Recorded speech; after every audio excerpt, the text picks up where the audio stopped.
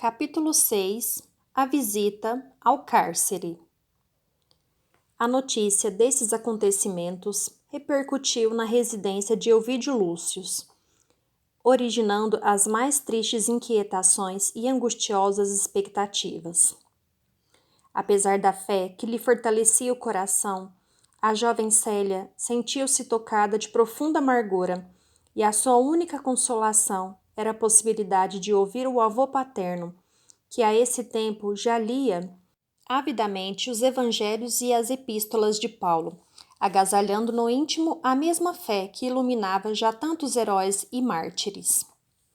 Ambos, horas a fio, em confidências cariciosas, deixavam-se ficar no terraço palaciano do Aventino, a observar a fita extensa e clara do Tibre, ou embevecendo-se na contemplação do céu. O venerando Quinéio Lúcius reconfortava-lhe o espírito abatido, com a sua palavra conceituosa e experiente. Citavam agora os mesmos textos evangélicos, exteriorizando simultaneamente análogas impressões. Quanto a Alba Lucínia, depois de ouvir as mais enérgicas exprobações do velho pai, concernentes às denúncias de Pausânias, sentia-se mais confortada com a certeza de que o marido regressaria breve e definitivamente ao lar, obedecendo a inesperadas ordens do governo imperial. A pobre senhora atribuía esse júbilo às preces de Túlia e da filha, agradecendo ao novo Deus na intimidade de seu espírito, porquanto o regresso de Ovídio era um bálsamo para o seu coração atormentado.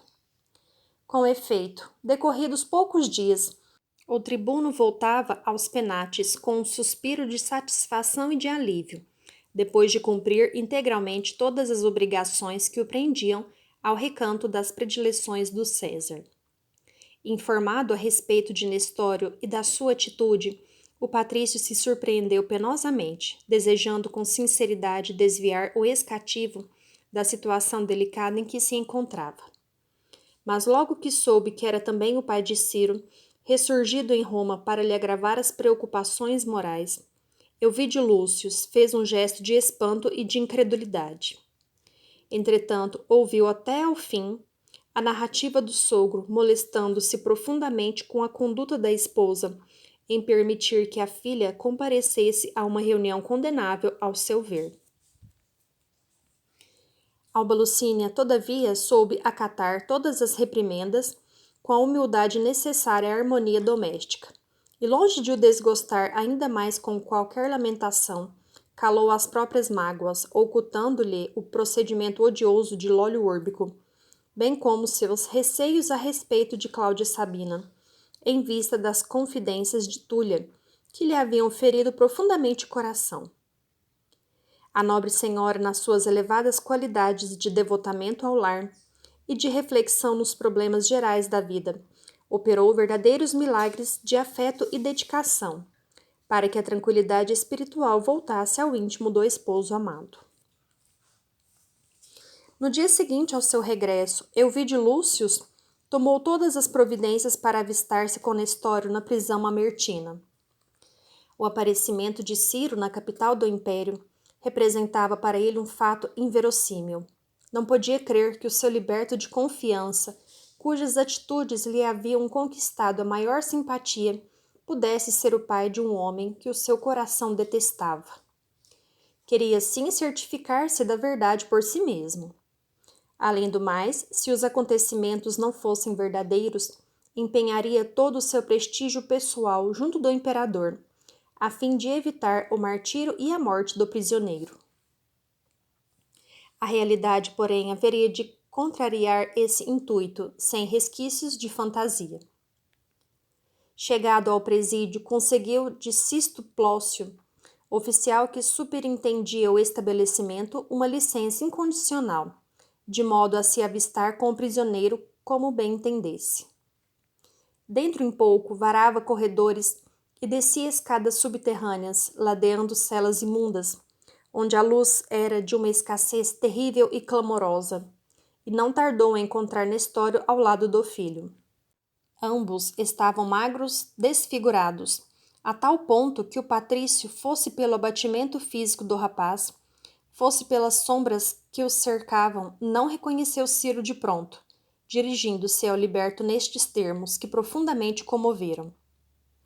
Nestório, já sei os motivos que te trouxeram ao cárcere, mas não hesitei em vir até aqui para ouvir-te pessoalmente.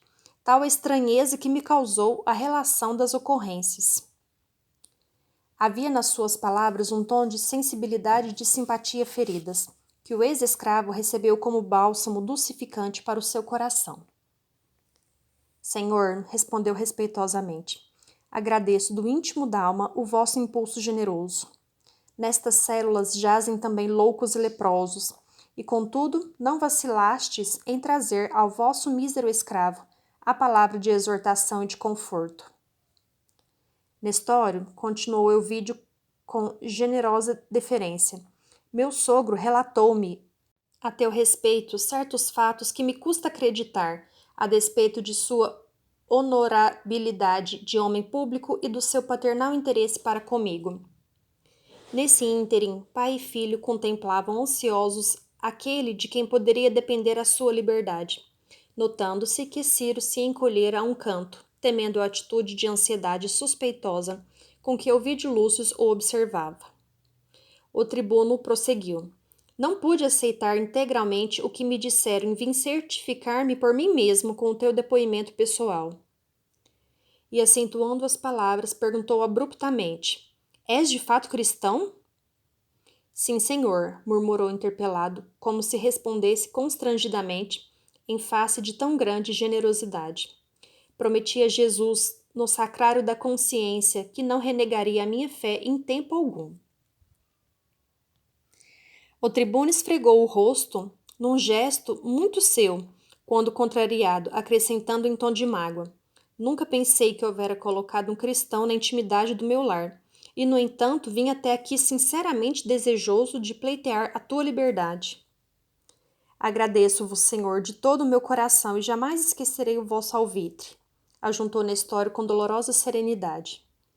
Interessando-me pela tua sorte, prosseguiu Elvídio constrangidamente, procurei o senador Quirino Brutus, incumbido pela autoridade imperial da instrução do processo atinente aos agitadores do cristianismo, vindo a saber ainda, ontem, que 13 dos implicados receberam a sentença de banimento perpétuo e 22 foram condenados à morte pelo suplício. Apesar do seu fervor religioso, ambos os prisioneiros ficaram lívidos. Elvídio Lúcio, porém, continuou imperturbável. Entre estes últimos vi o teu nome e o de um rapaz que me disseram ser teu filho. Que me dizes a tudo isso? Não desejarás, porventura, abjurar uma fé que nada te facultará, a não ser a morte infamante pelos suplícios mais atrozes? E esse homem que te acompanha? Será de fato teu filho? Dize uma palavra que me esclareça ou me proporciona elementos para uma defesa justa. Senhor, acudiu o liberto invocando todas as suas energias para não fracassar no testemunho. Minha gratidão pelo vosso interesse generoso há de ser eterna. Vossas palavras me sensibilizam todas as fibras do coração. Ouvindo-vos, sinto que deveria seguir vossos passos com humildade e submissão, através de todos os caminhos, mas é também por amor que não posso ceder em minha fé à própria tentação da liberdade. Jesus exerce em mim um jugo divino e suave. Embora vos ame, Senhor, não posso trair a Jesus nas atuais circunstâncias de minha vida.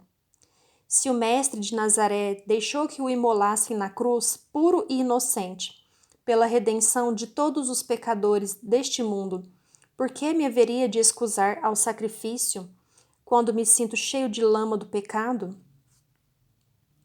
Jamais poderei, em consciência, abjurar uma fé que constitui a luz de minha alma por toda a vida.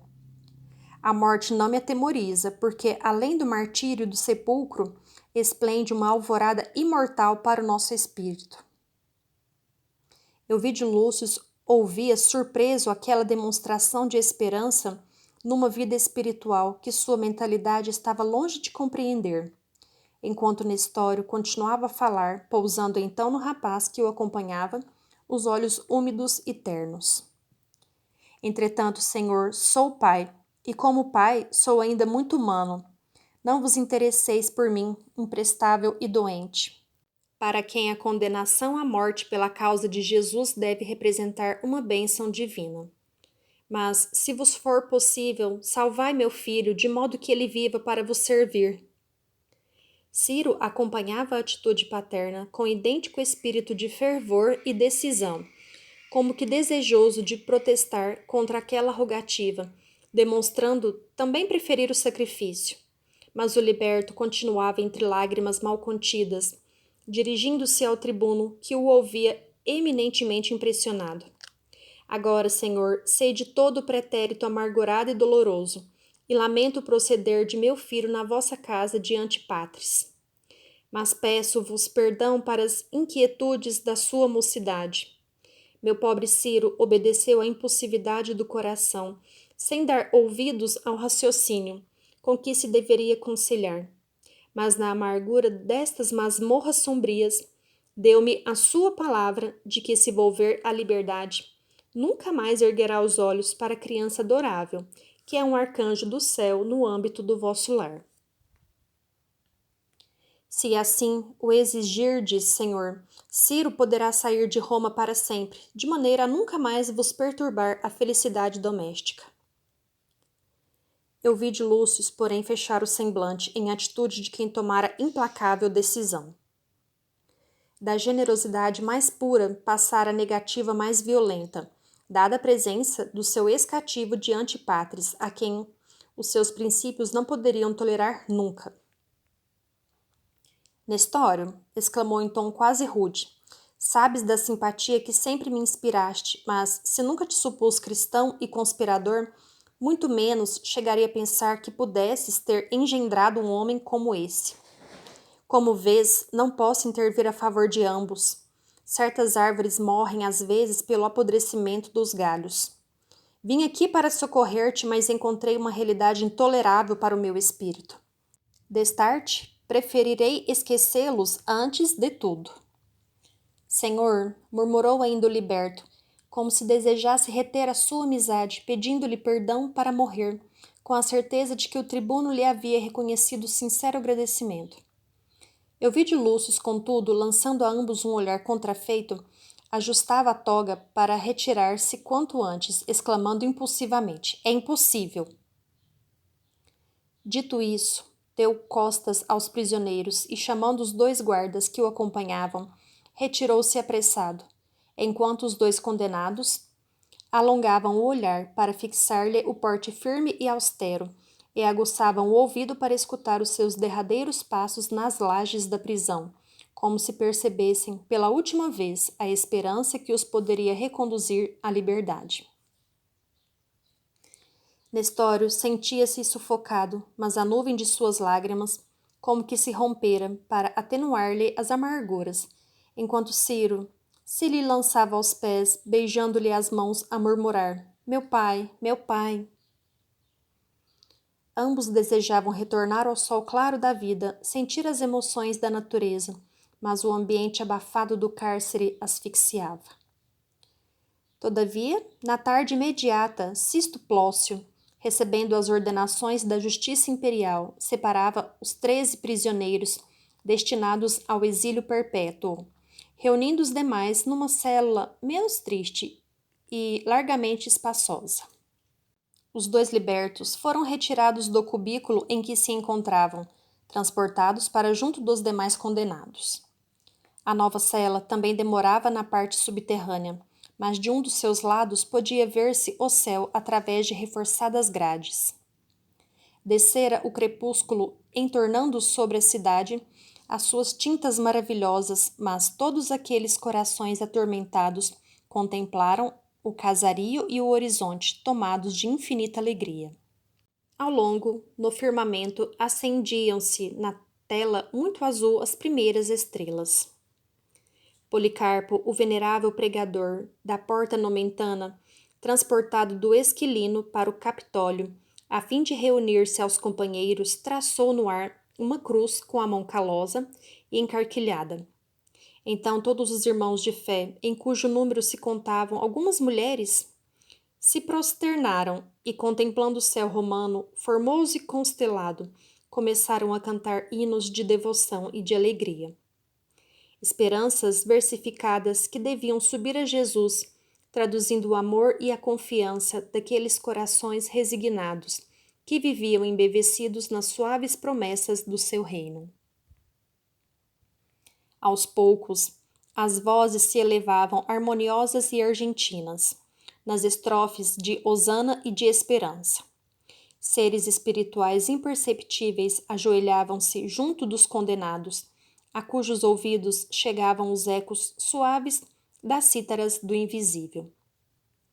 Então, alguns pretorianos que lhes montavam guarda, escutando-lhes os cânticos de fé, compararam a voz daqueles corações angustiados a soluços de rouxinóis apunhalados em pleno luar, na vastidão do espaço. Enquanto os prisioneiros aguardam o dia reservado ao sacrifício, acompanhemos nossas personagens no desdobramento de sua vida cotidiana. Depois de uma visita a Tibur, Hélio Adriano certificou-se do valioso concurso de Ovídio Lúcio, as suas caprichosas edificações, convidando-o a visitá-lo com a família, a fim de lhe testemunhar o seu reconhecimento. No dia aprazado, com exceção de Célia, que não podia dissimular o seu abatimento, compareciam ao ágape que o imperador lhes oferecia, o tribuno e sua família, acompanhado de Caio Fabricius e Fábio Cornélio. Adriano os recebeu com amabilidade extrema, versando às palestras da tarde os mais variados assuntos atinentes à vida social e política do império. Em dado instante, após as libações habituais, Adriano dirigiu-se a Ovídio Lúcio nestes termos: Meu amigo, o principal escopo do meu convite é agradecer-te a preciosa colaboração prestada aos meus planos em Tibur. Francamente, as tuas realizações excederam a minha expectativa mais otimista. Obrigado, Augusto, respondeu Patrício emocionado e satisfeito. E como se houvera transportado a sua palavra a objetivos diferentes, o imperador obtemperou com evidente interesse. Quando se efetua o enlace de tua filha? Pretendo fazer uma viagem demorada pela Grécia antes de me recolher a Tibur de modo definitivo. Mas não desejaria partir sem contemplar a felicidade dos nubentes. Designando Caio, que experimentava maior alegria à vista do interesse imperial pela sua situação, Ovídio replicou: Augusto, muito nos honramos com a vossa generosa atenção. O enlace de minha filha depende tão somente do noivo, que está aliciando a experiência da vida antes de atender aos reclamos do amor.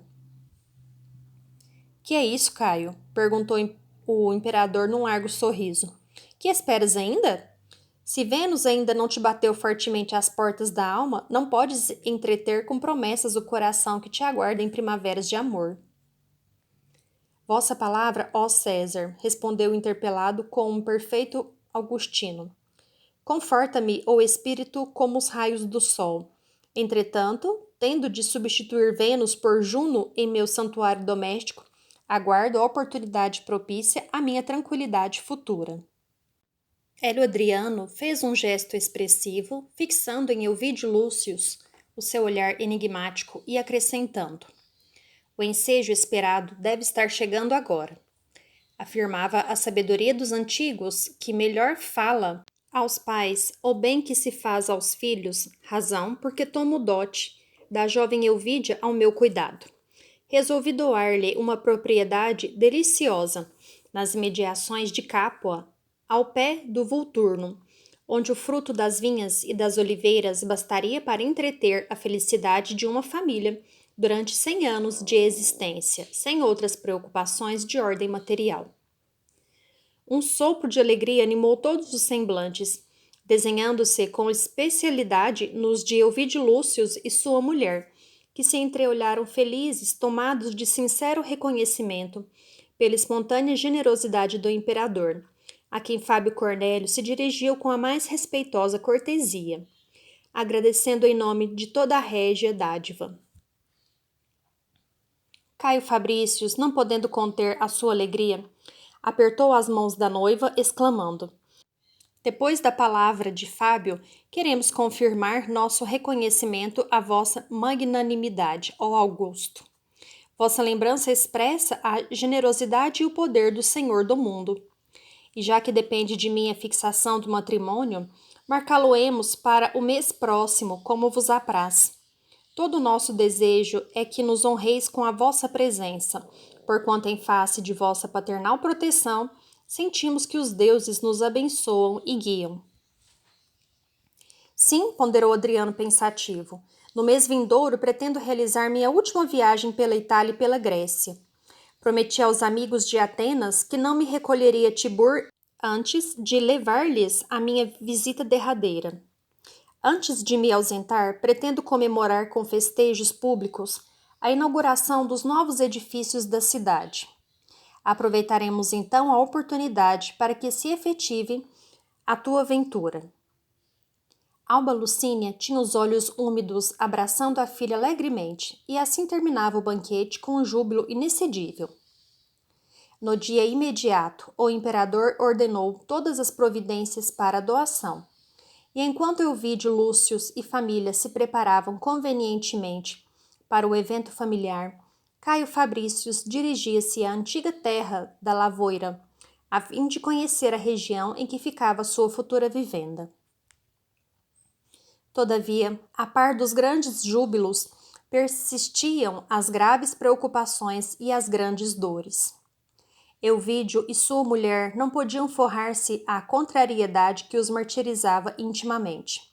Ao verem que Célia definhava, apesar dos esforços que ela mesma fazia, mercê das energias poderosas da sua fé, a fim de não amargurar o coração dos genitores. Comparando a filha a uma flor mirrada e triste, o tribuno aumentava o seu ódio às ideais cristãs, recordando Ciro com aversão e rancor. O doloroso contraste do destino de suas filhas era-lhe objeto de profundas meditações. Interessava-se por ambas com o mesmo afeto. Contudo, malgrado a boa intenção, a mais nova parecia afastada da sua devoção paternal. Não sabia frequentar os ambientes sociais, nem se integrava convenientemente no ritmo doméstico, como fora de desejar. Seus olhos jamais haviam manifestado qualquer interesse pelas fantasias da juventude e, mergulhados em cismas constantes, pareciam fixar-se noutros rumos que o seu espírito paternal jamais pudera definir com acerto. Ao seu conceito, ela era vítima de umas tantas fraquezas que, no seu zelo, atribuía a influência dos princípios cristãos no convívio dos escravos lá na Palestina. Ainda bem que Elvídia seria ditosa e isso, de algum modo, o consolava. Quanto a Célia, ele e a esposa mais tarde levá-la-iam a terras estranhas, onde a sua sensibilidade doentia pudesse modificar-se a contento. Enquanto o tribuno desenvolvia todos os esforços por dissimular tais conjecturas, multiplicavam-se no lar os júbilos festivos. Mas, ao passo que aumentavam as esperanças e as alegrias familiares, Célia verificava que os seus padecimentos morais lhe superavam as próprias forças. A notícia da condenação de Ciro como conspirador acabrunhava-lhe profundamente o coração. Além disso, bastaria uma palavra só do imperador para que os terríveis suplícios se consumassem. Aquelas perspectivas angustiosas lhe anulavam todas as esperanças. Ao seu lado, o enxoval da irmãzinha cobria-se de pérolas e de flores. Por si, não lhe invejava a ventura, mas desejava conservar a vida do eleito do seu destino. Orava sempre, mas as suas preces estavam eivadas das angústias terrenas, sem a leveza suave de outros tempos, que as fazia ascenderem ao céu. Agora as vibrações espirituais mesclavam-se de ansiedades amargas e dolorosas. Desejava ver Ciro, ouvir-lhe a palavra, saber da sua boca que o seu coração continuava forte e resignado diante da morte, a fim de que a sua alma aurisse ânimo na coragem dele, mas não podia pensar nisso. Os pais não lhe consentiriam nunca. Tão penosas reflexões foram-lhe invadindo o cérebro, enfraquecendo-o. Em poucos dias, o organismo não se mantinha de pé.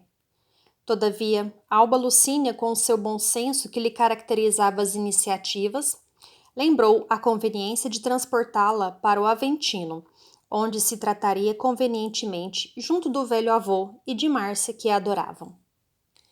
Aceito o alvitre, Quinéio Lúcius veio buscá-la pessoalmente, com paternal solicitude. Em sua casa, a jovem melhorara do estado febril que tanto a debilitava, mas o singular abatimento moral zombava de todos os cuidados do venerável ancião, que inventava 1000 modos de restabelecer a alegria da netinha adorável.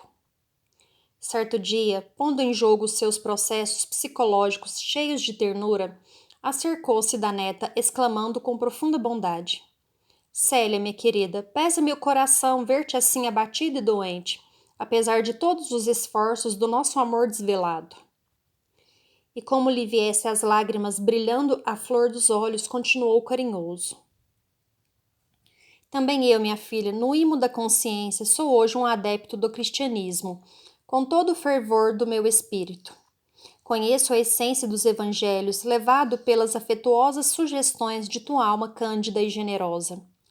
Para mim, não valem mais agora os sacrifícios aos nossos velhos deuses, silenciosos e frios, mas tão somente as ofertas do nosso próprio coração, aquele que vela por nossos destinos do seu trono das alturas.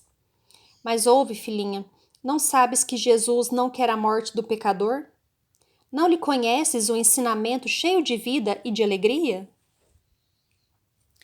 E como se adivinhasse as mágoas que laceravam aquele coração afetuoso e crente, tinha também os olhos úmidos. A neta recebeu-lhe as palavras como se fossem um bálsamo suave, respondendo: Sim, compreendo tudo isso e rogo a Jesus me conceda forças, a fim de encontrar nos seus exemplos a razão da minha própria vida. Essa resposta, porém, ficava a meio. Uma onda de lágrimas invadia-lhe os olhos grandes, serenos, como se hesitasse em confessar ao venerando velhinho a sua preocupação dolorosa e incessante. Quinéio Lúcius, contudo, abraçou-a ternamente, ao mesmo tempo que ela murmurava em voz súplice: Avôzinho, prometo ter fé e triunfar de todos os sofrimentos, mas desejava ver Ciro antes da sua morte. O respeitável ancião compreendeu quão difícil seria satisfazer tal desejo, mas respondeu sem pestanejar: Vê-lo-ás comigo amanhã pela manhã. Falarei a teus pais ainda hoje a esse respeito. A jovem lançou-lhe um olhar jubiloso e profundo, no qual se podia ler a mais terna de todas as alegrias, misto de amor e gratidão. À tarde, uma liteira saía do Aventino, conduzindo o venerável Patrício à casa do filho, que, ao lado da esposa, lhe recebeu a rogativa com o mais fundo constrangimento a lhe transparecer no rosto. Alba Lucínia, na sua sensibilidade de mulher, compreendeu de pronto que a concessão aos desejos da filha era justa, convindo atender àquela súplica ansiosa. O tribuno, porém, relutava consigo mesmo, e se não opunha uma negativa formal, era tão somente em atenção ao interventor, que em lhe ser pai era também seu mestre e o melhor amigo de toda a vida.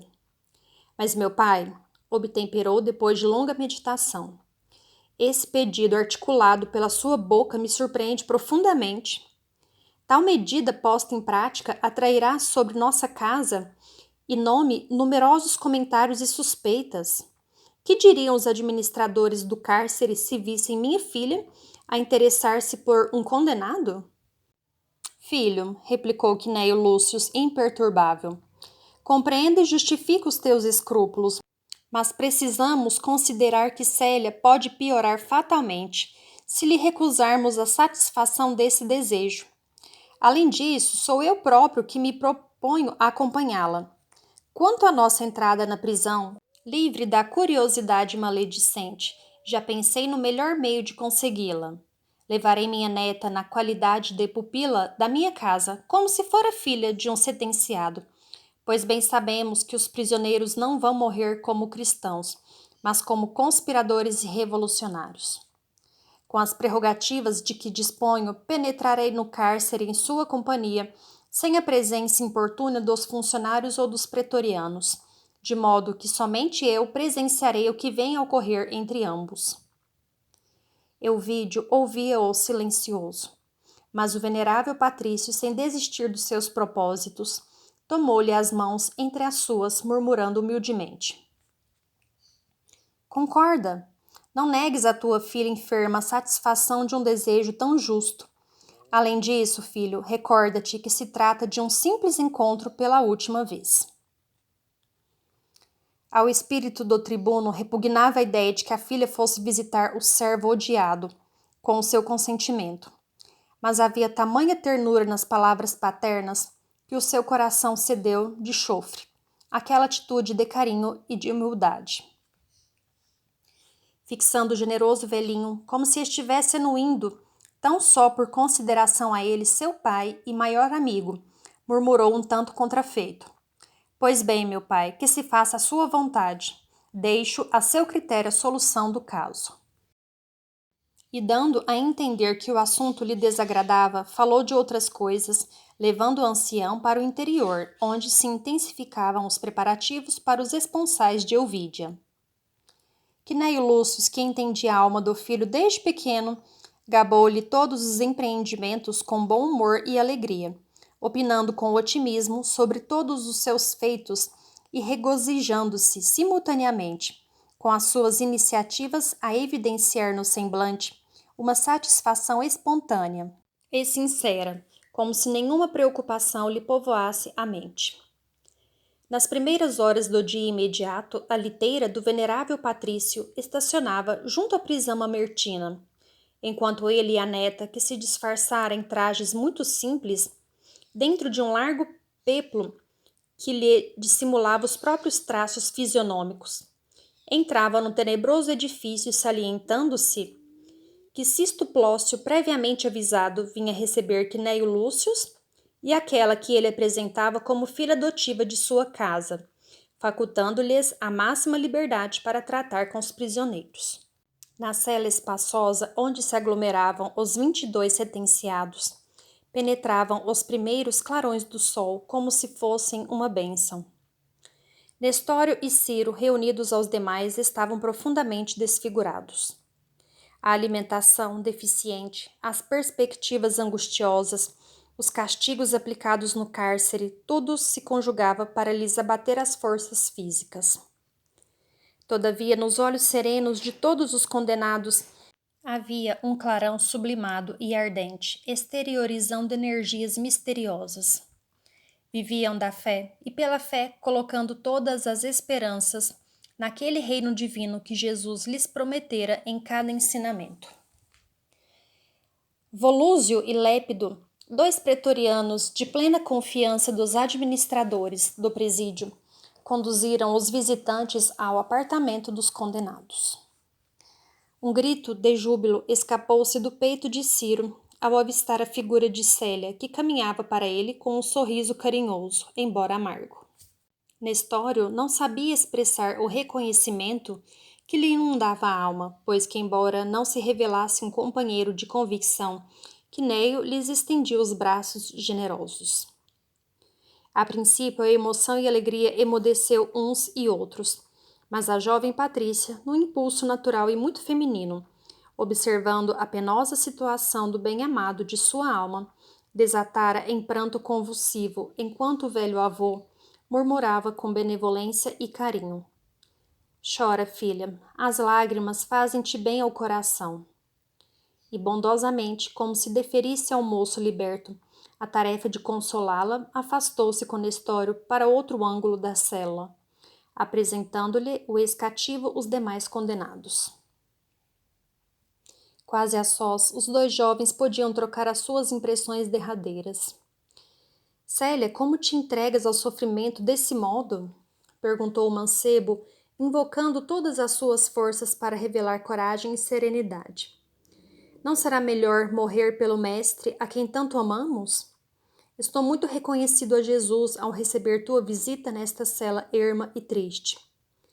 Desde que fui preso, tenho suplicado fervorosamente a sua misericórdia, não me permitisse morrer sem consolar-te.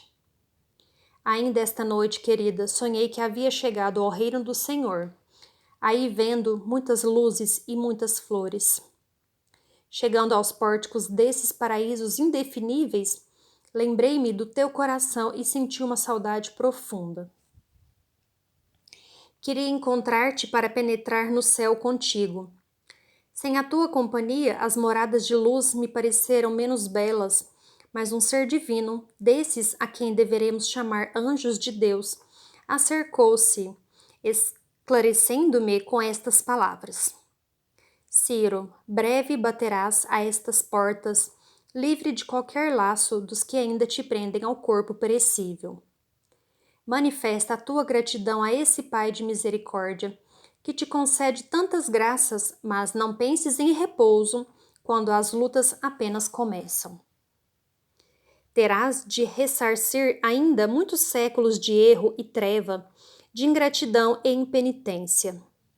Reconforta o espírito abatido na contemplação dos planos sublimados da criação, para que possas amar a terra com as suas experiências mais penosas que valem também por divino aprendizado, na escola do amor de Deus.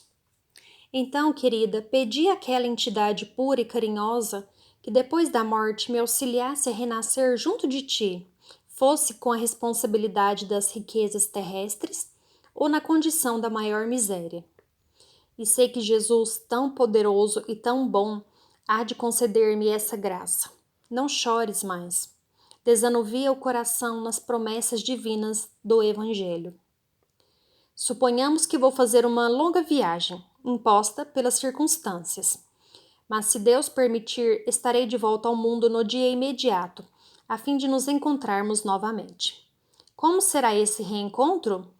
Não importa sabê-lo, porque de qualquer forma, sempre nos amamos pelo Espírito dentro de nossas realidades imortais.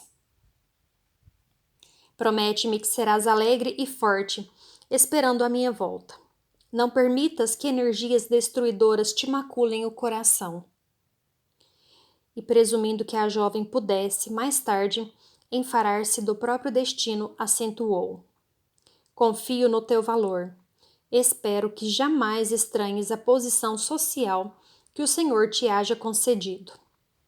Nas horas angustiadas da vida, recorda-te que depois do amor de Deus, deveremos honrar pai e mãe acima de todas as coisas, sacrificando-nos por eles com a melhor das nossas energias.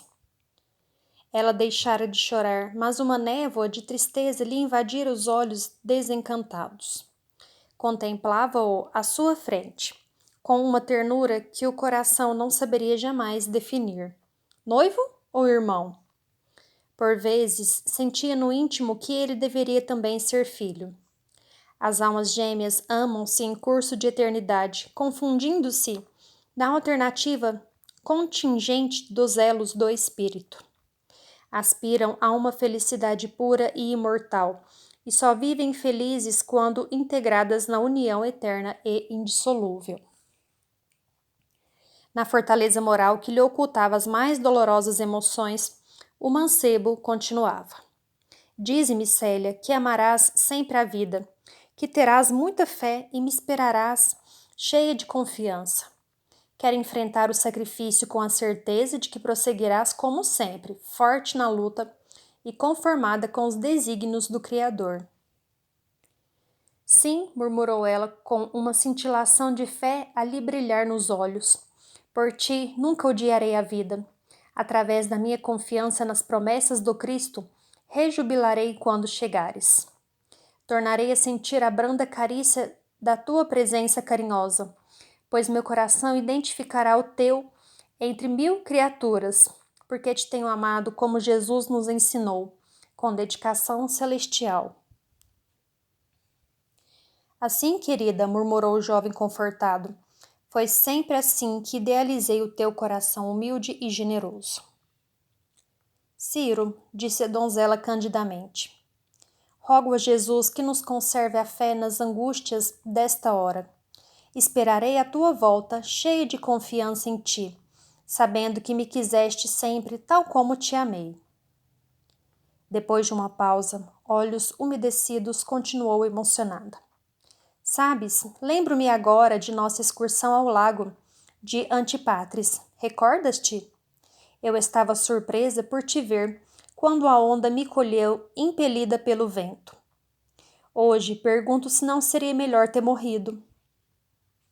Aprenderia a amar a Jesus fora de um mundo como este e haveria de esperar-te na outra vida com meu amor grande e santo. Ainda sinto a emoção do minuto em que me salvaste, trazendo-me à tona. É verdade, atalhou o rapaz, fazendo o possível por não trair a emoção daquelas reminiscências. Mas recordando tudo isso, não somos levados a crer que Jesus desejava, como ainda deseja, a tua vida? Não fui eu quem te salvou, mas o Mestre Divino que te queria na terra. Sim, obtemperou comovida. Continuarei implorando a Jesus que te permita voltar conforme prometestes. O mundo, Ciro, é sempre um lago revolvido pelo vento das paixões. E no fundo das águas há sempre vaza que sufoca as mais nobres aspirações do espírito. Que Jesus não me falte com a tua companhia no futuro, pois quero viver para servi-lo na claridade de tua memória que honrarei em toda a vida. Célia, não duvides do Senhor, nem descreias da minha volta. Pensarei sempre em ti, como nunca te esqueço.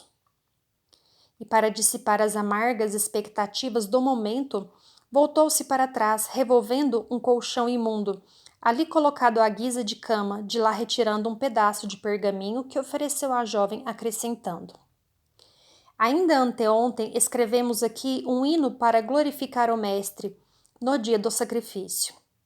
Lembrei que deveria sugerir aquela música que te ensinei sob os cedros de tua casa, sendo aceita a minha ideia. Desde esse instante, querida, minha grande preocupação foi conseguir os recursos preciosos para deixar-te uma cópia, pois tinha convicção de que Jesus me concederia a dita de rever-te. Há aqui um pretoriano chamado Volúzio, bastante simpático ao cristianismo, que me facultou os elementos preciosos para a grafia destes versos. Entregando-lhe o fragmento de pergaminho, acentuava: Guarda este hino que constitui a minha lembrança antes da partida. Todos nós colaboramos na formação do poema, mas, lembrando-me da nossa eterna afeição, encaixei aí algumas rimas, nas quais traduzi minhas esperanças. Dedico-as a ti para confirmar-te a dedicação de todos os momentos. Deus te abençoe e te proteja, exclamou a jovem Patrícia, guardando a preciosa lembrança. Ambos se entreolharam com a poderosa atração dos seus sentimentos purificados. Mas Quinéio Lúcio, depois de haver conversado longamente com Nestório e seus companheiros, examinando todos os detalhes da prisão, aproximava-se com um sorriso complacente.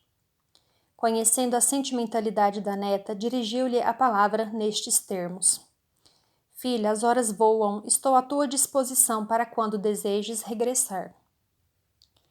Ela cercou-se do respeitável ancião, que se fazia acompanhar pelo liberto de seu filho, pousando em Nestório o olhar melancólico, mas o ex-cativo veio-lhe ao encontro com estas palavras: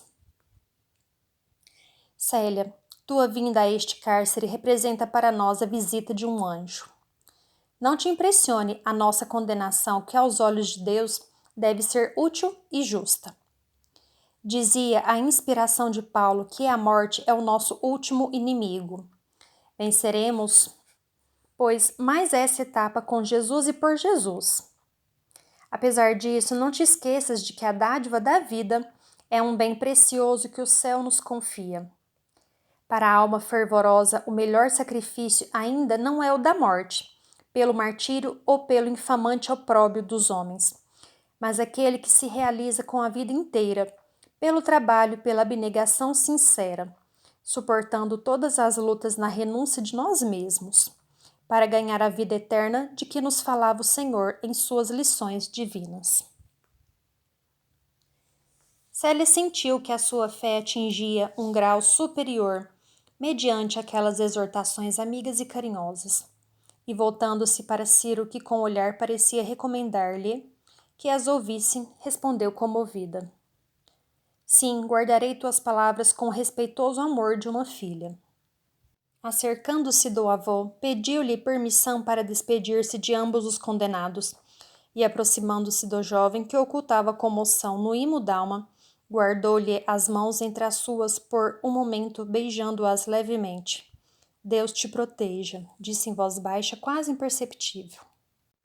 Em seguida, acercou-se de Nestório, a quem abraçou respeitosamente, depositando-lhe um ósculo na fronte. Ambos os sentenciados desejavam agradecer, mas não o puderam. Uma força poderosa parecia embargar-lhes a voz. Ficaram imóveis, silenciosos, enquanto que Neio Lúcio, tocado pela cena comovedora, se despedia com um leve aceno. Contudo, até o fim, Ciro mostrava no rosto uma expressão de fortaleza num sorriso carinhoso, que consolava profundamente a alma gêmea da sua. Mais um gesto de adeus naquele silêncio que as palavras profanariam, e a porta do cárcere rangeu de novo nos seus gonzos sinistros e terríveis. Nesse instante, o sorriso do moço cristão desapareceu-lhe do rosto desfigurado. Dirigiu-se para as grades da prisão, agarrando-se aos varões como um pássaro sedento de luz e liberdade. Seus olhos ansiosos esprairaram-se pelo exterior, buscando ver pela última vez a liteira que deveria reconduzir a sua amada. Mas aos poucos, sua juventude inquieta voltava-se para Jesus com todo o fervor de suas aspirações apaixonadas.